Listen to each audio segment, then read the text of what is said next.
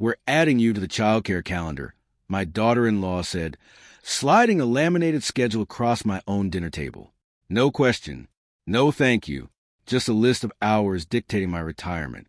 So I picked up my coffee, looked her in the eye, and quietly decided that by the end of the month, none of them would be living under my roof anymore. If you believe families should ask before they assume, hit subscribe to Dad's Secret Life. You're going to want to see how this one ends.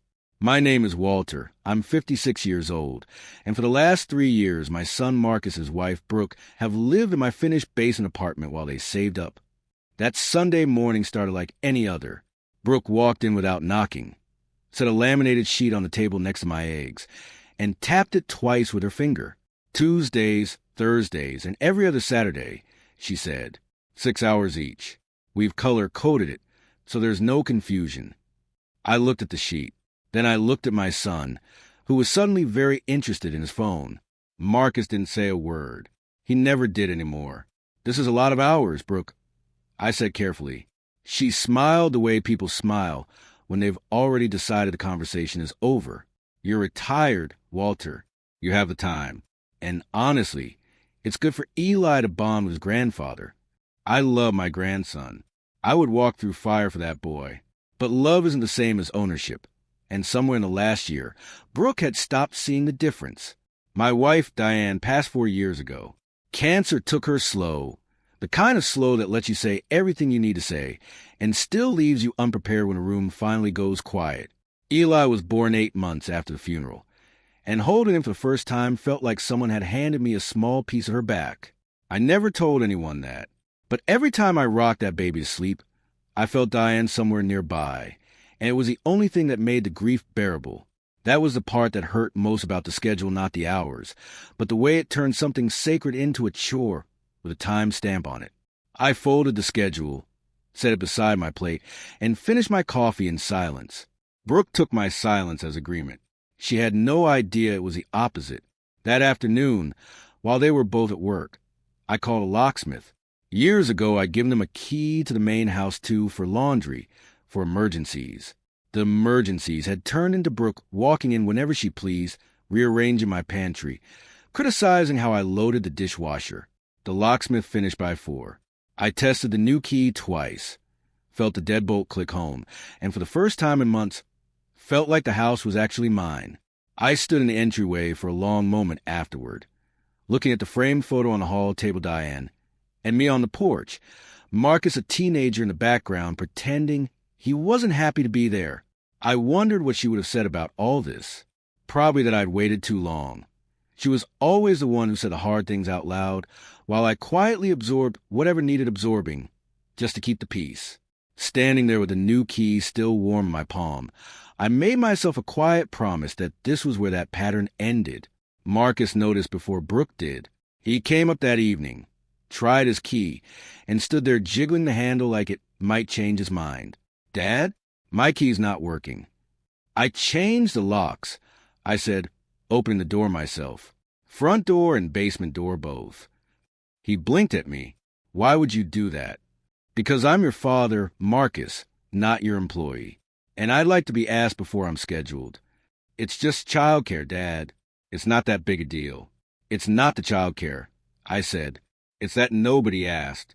Brooke handed me a contract, like I was applying for a job in my own home. He rubbed the back of his neck, the same nervous habit he's had since he was 8 years old. "She means well. She's just organized." "She's not organized, son. She's used to people doing what she tells them. And you let her, because it's easier than disagreeing with your own wife." That landed harder than I meant it to. Marcus didn't argue. He just nodded slowly and went back downstairs. And a few minutes later, I heard Brooke's voice rising to the floorboards. The real conversation happened the next morning. Brooke came up alone, schedule in hand, like she was bringing evidence to a trial. "Walter, the locks are insane. How am I supposed to get Eli's things if I need to drop him off?" "You knock," I said, "like a guest." Her face tightened.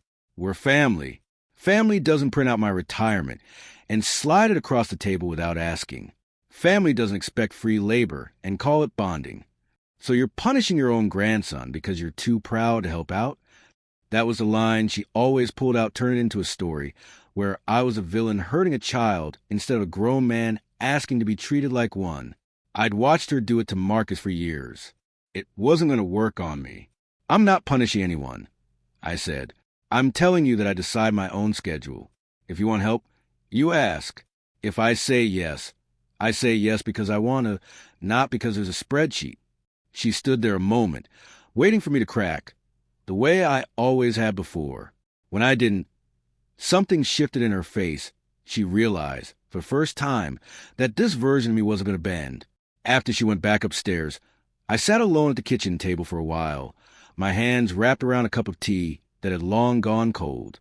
Part of me wanted to call Marcus down, smooth things over, tell Brooke I'd watch Eli on Tuesdays, after all, just to stop the tension humming through the walls. That part of me had run the household my entire adult life, the peacekeeper, the one who absorbed the friction so everyone else could stay comfortable. But I kept picturing Eli a few years from now, watching his father get walked over the same way I'd let myself be walked over, learning that this was simply what love was supposed to look like. I didn't want that for him. So instead of picking up the phone, I got up, found my reading glasses, and went looking for the old paperwork. That same week, I pulled out the rental agreement Marcus and Brooke had never actually signed. 3 years, paying me $400 a month for a basement apartment worth $1,400 on the open market. I had quietly covered the rest from my own pension, because he was my son and I wanted to help him get ahead. I drew up a real lease, fair market rent, 60-day notice if they couldn't make it work, and a clear note that any childcare help from me would be by request, not by calendar. When I handed it to Marcus, his hands actually shook a little. "Dad, we can't afford $1,400 a month." "Then it's time to find a place you can afford," I said gently. "I love you and I love Eli, but I am not a free babysitter with a mortgage payment attached to it." Brooke threatened, of course. Said if I forced the issue, I'd barely see my grandson. I told her that using a baby as leverage said more about her than it ever would about me, and that the door was open if they wanted to talk like adults, and just as open if they needed to start packing. They moved out 6 weeks later, into a small 2-bedroom across town. It wasn't an easy goodbye. The night before they left, Marcus sat with me on the porch steps, the way we used to when he was a teenager, working through some problem he didn't know how to name yet. "I kept telling myself I was keeping the peace," he said. "But I think I was just scared of her, Dad. Scared of disappointing her." "You can't build a marriage on fear, son," I told him. "And you can't build a family on me being too afraid to say no." He cried a little in my driveway that night, apologized for years of staying quiet, and told me he was done letting Brooke make every decision for both of them. I believed him, because I could see it costing him something to say it out loud. These days, things are calmer. Marcus calls before he comes by. Brooke knocks. And every other Saturday, I still watch Eli, not because a laminated sheet told me to, but because his dad called and asked, and I said yes with my whole heart. Last Saturday, Eli fell asleep on my chest on the porch swing, the same spot where Diane and I used to sit every evening for 30 years. The late afternoon light was doing that gold thing it does in autumn, and for a moment I could almost feel her there with us, the way I had the day he was born. I thought about how close I'd come to losing this, not the babysitting, not the hours, but the quiet, unscheduled kind of love that can't survive being forced into a spreadsheet. Marcus came out to find us like that, and just stood in the doorway for a minute, not saying anything, like he understood exactly what he was looking at. When Eli stirred and reached up for my face the way babies do, half asleep and trusting, I knew every hard conversation, every locked door, every uncomfortable silence had been worth it to get back to this. If you ever had to teach the people you love the difference between help and entitlement, you already know exactly how the story ends, and you know it was worth it. That's it for today's story here on Dad's Secret Life.